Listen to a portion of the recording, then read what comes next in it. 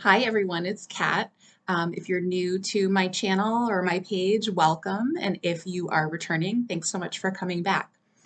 So my last video, I talked a bit about belly breathing. So just the basic idea of expanding and lengthening both your inhale, but especially your exhale in order to activate your parasympathetic nervous system, which is what we often refer to as our rest and digest response, or the component of the nervous system that helps us just feel calm and relaxed in our bodies. And so in that video, I encouraged you to really think about taking a nice deep breath in where you're really breathing into your belly, your waist, and your low back, kind of thinking about expanding all the way around on all sides. And then taking a nice slow exhale instead of what we often do sometimes when we encourage people to take a deep breath is they might go and then blow it out really fast, which doesn't, it's not that it's not helpful, but it's not as helpful as if we expand that exhale. And so to build on that point, I thought it might be fun today to share some of the props and the activities that I do when I'm working with children, because I think when we're adults, we tend to focus more on like the talking and we're not always getting into our bodies. And we're also a little bit more disconnected from that playful side of ourselves, which can be really helpful for our mental health, whether you're dealing with anxiety, depression, trauma, or, all of the above, or even just life stress. Being able to kind of smile, have fun, all of these things, especially laughing, can actually also stimulate what we call the vagus nerve, which also is what helps to turn on that rest and digest response. So I just thought I'd share with you a couple of things that I use with kids so that if you have children in your life, it might give you some ideas of ways to bring these practices to them, but they're also things that you can do for yourself because, I think adults like to have fun too. And like I said, it can be a good boost. So not only are you doing the breath work, but you're bringing in a little bit of fun and maybe even some humor to help boost your mood or lift your spirits. So one of the first things that I like to use is what's called a Hoberman Sphere. I know that this is related to a mathematical concept, and I will fully admit that I don't know what that is. I've only ever known this or used this as a prop to encourage deep breathing. But some of you mathematicians out there might know this for another purpose. But the reason that those of us that are into like social emotional learning, embodiment practices, breath work, like these, is because it starts out like this, but then you can expand it all the way out into a nice big circle here. Looks a little bit more like an oval on my screen. So when I show these to kids, I use the example of, when we're feeling stressed, well, or we can even say if we've been running around. So if we've been running around, really working our bodies hard, we tend to breathe very rapidly, right? So this can represent the inhale and the exhale. And we experience that too if we're anxious, right? Because if we are going into what we call our fight or flight mode because we're feeling anxious, feel a perceived sense of threat on some level, even if it's not conscious. Part of what our body does is it starts to release adrenaline, and that does elevate our heart rate, and it causes us to breathe faster. So I like to show kids that the visual is that when that's happening to you, when your body's under stress, regardless of what the cause is, you're going to start to breathe faster, right?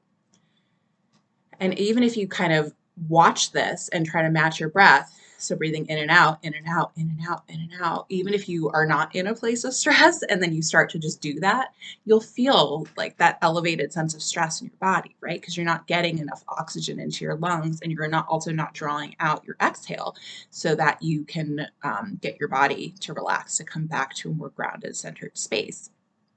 So why I like this, like I said, it's a good visual to show both what it looks like to breathe quickly, but also how we can work to both extend our inhale and our exhale. So if you're more of a kinesthetic person, or like I said, you're working with kids, this is great because you can challenge them or yourselves to think about matching your breath to the expansion and contraction of the Hoberman sphere. So let's do that all together so you can see what I mean. So we'll start by taking a long, slow inhale.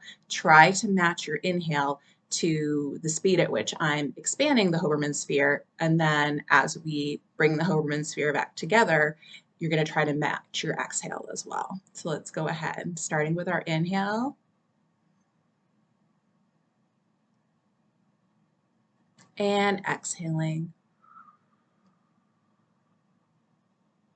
We'll do that 2 more times. So inhale. And exhale. 1 more inhale. And 1 more exhale.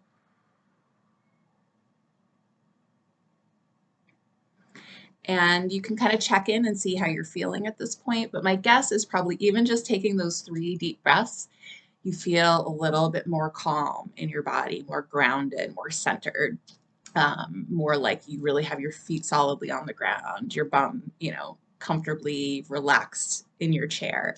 And that just goes to show the power of taking those really deep belly breaths.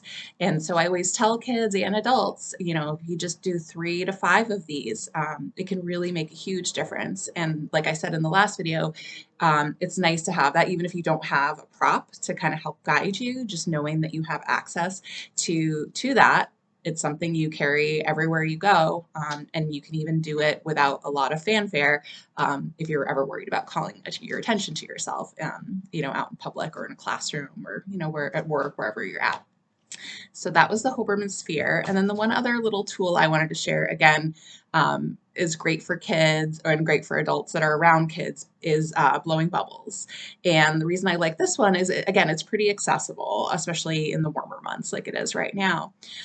Because if you think about it, the way that this can be helpful in terms of extending that exhale and turning on that parasympathetic nervous system is you usually have to control your breath, right, when you're blowing a bubble, because if you blow too quickly, it's going to pop right away.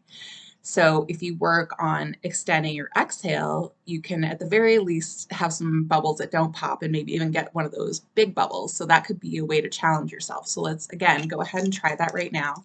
And you can, kind of either grab a pause and go grab some bubbles if you have some easily accessible, or just kind of follow along with me. You'll get the idea.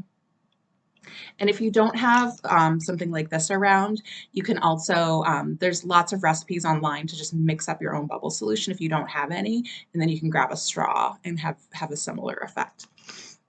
But let's go ahead. So you're going to take your inhale, and then let's see how slowly we can exhale so we can get some bubbles and maybe even one of those nice big juicy ones. Oop, that one popped right away. But go ahead and take your inhale and then exhale.